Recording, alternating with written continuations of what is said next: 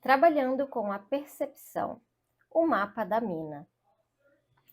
Ao tentar descrever no que consiste, em última instância, a tecnologia do trabalho em psicoterapia, podemos dizer de maneira simples que o mais evidente em nossa abordagem é tentar trabalhar com a pessoa na direção de conseguir fazer mudanças na sua maneira de estruturar a sua percepção. Ao estudarmos como um todo o mecanismo do processo de percepção, é curioso constatar que o aparato sensorial básico de todo ser humano é anatômica e fisiologicamente igual, assim como a maneira como os estímulos incidem sobre os nossos órgãos dos sentidos.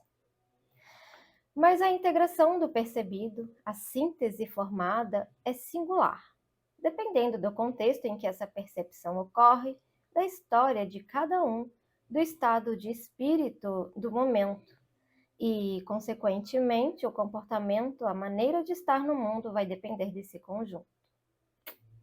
Às vezes é como se aquele que nos chega estivesse sofrendo de alguma profunda miopia e, portanto, tornando-se incapaz de distanciar-se de sua vida, perdendo por conseguinte a possibilidade de ter uma perspectiva mais ampla, arejando a percepção, estabelecendo um possível sentido para o vivido. Acho que o próprio princípio da terapia, o fato de o trabalho ser feito a dois, já fala sobre os rumos do processo. Porque o cliente precisa dos olhos do terapeuta, não por serem o olhar certo, mas sim porque se constituem num olhar diferente. E a própria condição de diversidade já possibilita oxigenar seus temas. O simples fato de uma outra pessoa ver o mesmo acontecimento a partir de um outro ângulo já provoca movimento, e movimento é saúde. Se pensarmos em termos de qualidade perceptual, vamos de forma global dividir as pessoas que chegam até nossos consultórios em dois grandes conjuntos. Em um, pessoas com excesso de foco na sua forma de perceber o mundo, estreitando dessa maneira suas possibilidades existenciais, deixando de usufruir alternativas, de se valer da imensa riqueza de estímulos que nos cercam. Em outro, aquelas com uma tremenda dificuldade em dar qualquer foco ao percebido, perdendo-se em devaneios e assim deixando oportunidades de contato perderem-se pelo caminho. Diferenciar esses dois conjuntos é muito importante. Por isso, ao entrevistar as pessoas, estaremos dando ênfase a duas vertentes, não muito fáceis de serem exercidas: o conteúdo da fala, a queixa que a pessoa traz e, ao mesmo tempo, a estrutura de sua fala, que nos dará pistas a respeito de seu funcionamento perceptual. A partir dessa observação, podemos ter uma ideia geral de qual é o padrão de comportamento e leitura do universo dessa pessoa, e com isso vem a direção do trabalho a ser realizado. Os sintomas, eles parecem ser os mesmos em todas. O que muda é o que elas fazem de seus sintomas. Qual é o sentido desses sintomas na vida dela? A que se destinam? Se não soubermos essas respostas, estaremos perdendo um tempo valioso tentando combater o inimigo, levantando defesas ainda mais altas. Afinal, defesas foram feitas para defender. Não deixo de ser tomada de um sentimento de perplexidade ao constatar um fenômeno que as pessoas apresentam e que eu chamo de hipótese básica, que colore sua percepção. Uma frase, um refrão, um mito que define e norteia o maior medo de cada pessoa e a consequente evitação dele. Pode ser algo do tipo: não nasci para ser feliz, ou nenhum homem presta, ou meu destino é ficar sozinha, nada vai dar certo para mim. Noto com surpresa que, de alguma forma, a vida ou a percepção dela é direcionada pela sua hipótese básica. E o que é ainda mais surpreendente, a pessoa trabalha com bastante eficiência na direção de tomar sua profecia concretamente real. Ou seja, ela própria cria condições para ir ao encontro do que mais teme. E, sem saber disso, completamente alienada de si mesma e dos seus atos. A partir desse momento, há um longo percurso a ser trilhado. O trabalho de afiar e afinar o aparelho sensorial com um ensaio concreto de novas possibilidades e maneiras de ser e estar no mundo. Esse trabalho com a percepção, com o contato, pode ser comparado a um processo de alfabetização sensorial. Só então poderemos entrar em áreas mais complexas da existência de cada um. Focalizando o processo.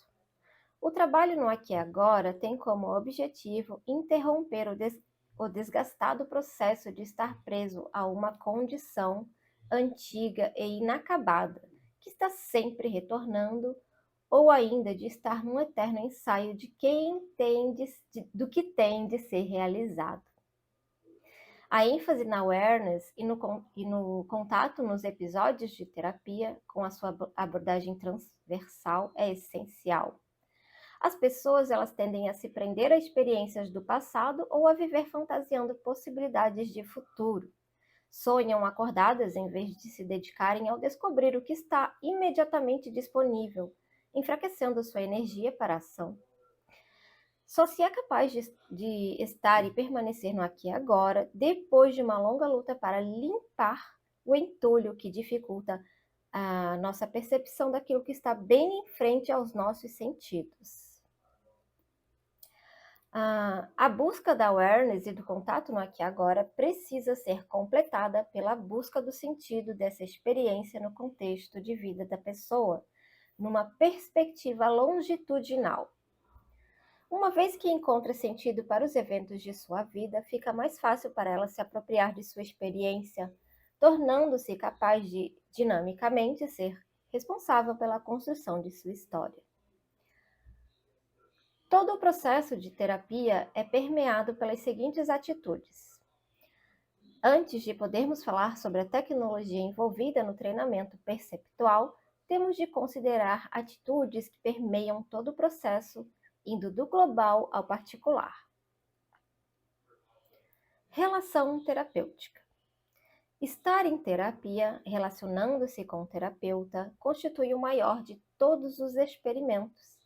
Eleger alguém para ouvir histórias e queixas que foram guardadas com tanto cuidado e por tanto tempo é um ato radical de escolha. O início do processo é um monólogo que se torna, com o passar do tempo, um diálogo. Inclusão. A inclusão ocorre quando o terapeuta se volta para o cliente à sua frente, de modo a estar na pele dele, sendo capaz, ao mesmo tempo, de estar em contato com seus próprios sentimentos. É a difícil capacidade de ter um foco duplo. Confirmação. O cliente é ouvido em seus próprios termos. Podemos discordar do seu ponto de vista ou do seu modo de agir, mas honramos a sua opção. É ser capaz de confirmar o outro como uma pessoa separada, deixando claro que há uma atitude de profundo respeito e reconhecimento pelo modo de ser do outro. Ouvir em voz alta. Esse é o ato de ouvir atentamente e, de vez em quando, verificar com o cliente se o que foi ouvido é consistente com o que foi dito ou não foi dito. Resumindo, é estar totalmente presente. Podemos escolher um dentre os vários caminhos para ajudar o cliente a fazer um contato bom e completo. Em Gestalt chamamos esses caminhos de experimentos. O experimento. De forma geral, o que fazemos em cada sessão é abrir espaço para o trabalho perceptual em que vamos focar um tema que irá se constituir numa figura que ressalta em contraste com um fundo. Podemos lidar apenas com uma figura de cada vez que, ficando bem nítida, recua para o fundo. Surge então outra figura que, tornada nítida, recederá para o fundo, e assim por diante. Durante o processo de terapia numa sessão típica, começamos por abrir espaço para a chegada do cliente. É possível que ele traga um feedback da sessão anterior. Essa costura de sessões é importante para que tenhamos acesso ao modo como a pessoa conduz sua reflexão, trabalhando em espaços intermediários, editando seus principais temas. Em seguida, vem a busca ou a expressão da consciência do momento atual. Um tema começa a se definir, sugerindo um lugar para o início do trabalho. Num contexto de diálogo, negociaríamos um experimento nascido naquele momento do relacionamento. A amplitude desse experimento variará de acordo com o momento, como está sendo vivido e a fase em que o cliente se encontra. O experimento é qualquer coisa que aumente a consciência e pode ser bem pequeno, como o espelhar de um gesto, o esclarecimento de algo que foi dito, uma simples pergunta ou comentário. A decisão de usar ou não o experimento dependerá grandemente da arte do terapeuta, de sua avaliação da fase em que o cliente se encontra e de sua sensibilidade ao ritmo da proposta e sua habilidade para negociar. Ao falarmos sobre o experimento, nunca é demais enfatizar que estamos falando de uma atitude ou proposta conveniente ao momento vivido na terapia, proposta bem diferente dos chamados exercícios de Gestalt, que foram tão mal utilizados e confundidos com a nossa abordagem. Os exercícios eram tirados de determinados livros de receita e empregados sem critério. A intenção do experimento é sempre a de enfatizar, apontar e sublinhar o que está presente no momento. Portanto, afinando a percepção do presente, aumentando a awareness. Além disso, é preciso ter certeza de que a proposta está sendo feita a serviço do cliente e não para preencher lacunas na sessão ou na experiência do terapeuta. Abrindo a caixa de ferramentas. Algumas vezes, participantes de workshops em Gestalt terapia tendem a ficar deslumbrados com o decorrer do trabalho. Mas isso é fruto de um olhar desavisado. Existe sim uma tecnologia subjacente a um propósito. Não se trata somente de arte que surge no momento, existe uma intenção. Não se trata de um trabalho sem rumo. Tendo em vista as considerações a respeito do uso do experimento, podemos recorrer ao uso de algumas ferramentas que ajudam a aguçar a percepção, criando uma condição de equilíbrio necessário para que o cliente alcance o significado de sua vivência. Essas estratégias são empregadas para tornar nítida a relação figura-fundo, que é o que constitui o sentido. Esse sentido pode ser encontrado de duas maneiras principais. Algumas dessas ferramentas são usadas para realçar a figura, enquanto outras intensificam a percepção pela mobilização do fundo. Podemos lançar mão de alguns experimentos como recursos perceptuais para tornar o tema do momento mais nítido. Polarizando. Acreditamos que em cada fala ou em cada sentimento expresso, o polo oposto também está presente. No início do processo, é o terapeuta quem guarda e mantém a polaridade. Se o cliente for reservado, introvertido e tiver dificuldade de se expressar, o terapeuta poderá ajudá-lo a fazer contato, mesmo que por pequenos passos sucessivos, até que a comunicação fique mais fácil. Quando, por outro lado, o cliente é expressivo demais, espalhando-se por todos os lados sem conseguir se conter, sentindo-se vazio e ferido por não ser capaz de colocar nada para dentro, o terapeuta irá polarizar, convidando-o a eleger o assunto mais importante, ajudando-o a focalizar sua percepção, aprofundando assim o tema específico. Diálogo com o polo oposto. Usamos esse recurso quando notamos que o cliente está alienado de uma polaridade oposta. Então, o convidamos a visitar ambos os polos, iniciando um diálogo entre eles, de modo que, por identificação, ele venha a conhecer e assimilar partes de seu ser que antes estavam escondidas ou lhe eram desconhecidas. Sublinhando o texto. Com isso, quero dizer ouvir o cliente em sua expressão e enfatizar a parte que causou alguma mudança de energia nele ou que ressoou em mim. Peço-lhe que repita essa parte e fique atento ao que se manifesta no comportamento.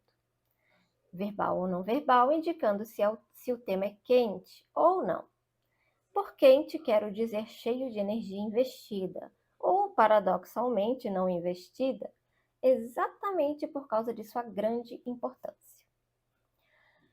Completando frases. Esse é um experimento que uso para colaborar numa situação na qual o cliente está quase a ponto de tornar consciente algum tema. Posso sugerir alimentar alguma frase para que seja completada rapidamente, sem pensar, respondendo ao primeiro impulso, mesmo que o cliente considere tola a situação. Peço a ele que focalize o resultado. Zoom. Quando o cliente está distraído, sem foco, sem contato com o agora, com o presente, posso pedir-lhe que faça um zoom, que olhe atentamente para sua percepção, escolhendo um detalhe que possa ser analisado ou trabalhado no momento. Pode ser a cena de um sonho, um detalhe do que foi dito, um gesto que passou despercebido e etc. Maximizando. Por outro lado, quando o cliente fica preso a detalhes, incapaz de ter uma visão geral e ampla, posso sugerir que mude de lugar na sala, assuma uma outra posição, concretamente olhando para um outro ponto de vista. Posso também sugerir que ele vá para as extremidades em vez de ficar preso no centro do evento. Ou, então, assuma uma posição na qual possa ter uma perspectiva totalmente diferente. Podemos até brincar de astronauta olhando de uma grande distância para o contexto de sua vida.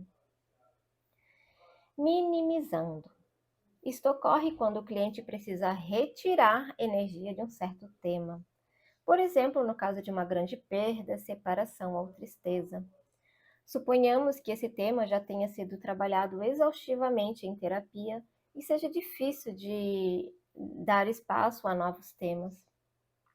Trabalharemos então dando menos espaço para aquela dor, tornando o tema menos importante. É muito difícil para o cliente ter perspectiva, mas temos de trabalhar nessa direção. Procurando a agenda oculta.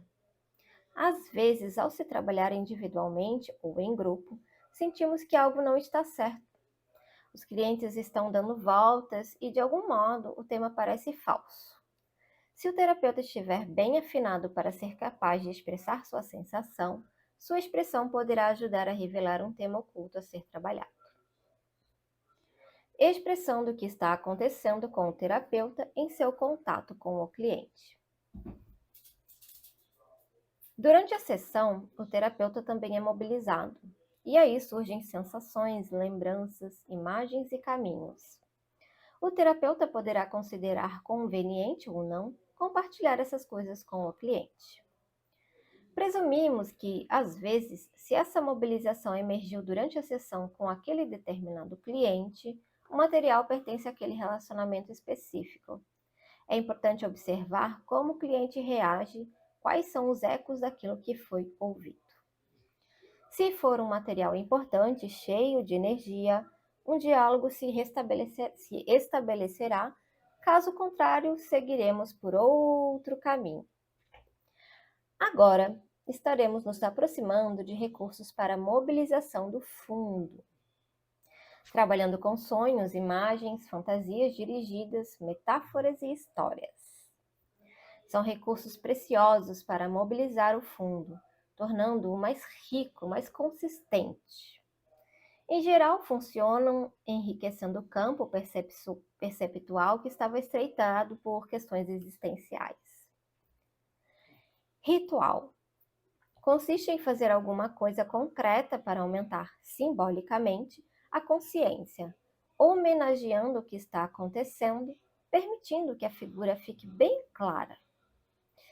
Podemos pensar na importância de rituais que envolvem o nascimento, o casamento e a morte, para mencionar alguns. O processo de terapia em si mesmo consiste em muitos rituais. Algumas pessoas fazem seus rituais meditando, indo à sua igreja, acendendo velas ou parando para concentrar-se num problema, orando. Outras criam seus próprios rituais. Humor. Ser capaz de distanciar-se do assunto do momento, transcendendo a dicotomia sem ficar preso a nenhuma das polaridades. Ter humor é transcender a situação, livrando-se do medo, agindo como um Deus. É importante ser capaz de não levar si mesmo e a vida a sério demais, ganhando uma perspectiva diferente do contexto como um todo. Presença. Estar aberto, tanto quanto possível, ao fluxo do relacionamento e delinear conjuntamente um experimento para enfatizar a figura emergente, sendo radical, sem fazer nada, a não ser permitir que o diálogo siga o seu curso natural ou estar consciente de que não há nada a acrescentar. Deixar para trás qualquer tentativa de usar a técnica porque é tempo de viver a coisa verdadeira, compartilhando o silêncio, talvez.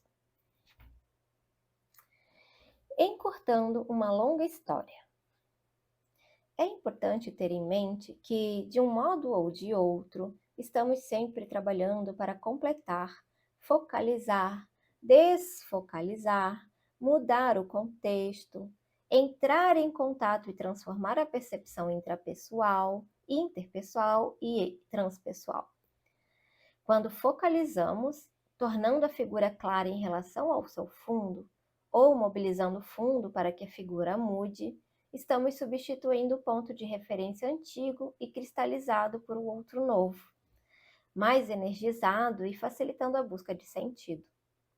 Não temos o poder de mudar os fatos da vida. O ponto de partida da psicoterapia consiste na possibilidade de olhar a própria vida a partir de outro ângulo, a partir de uma perspectiva completamente diferente. Reconstruindo, uma outra história. Parece fácil, mas de nada adianta ter todo um arsenal à disposição e não ter olhos para olhar o território, sem saber ler mapas, sem ter noção dos pontos cardeais.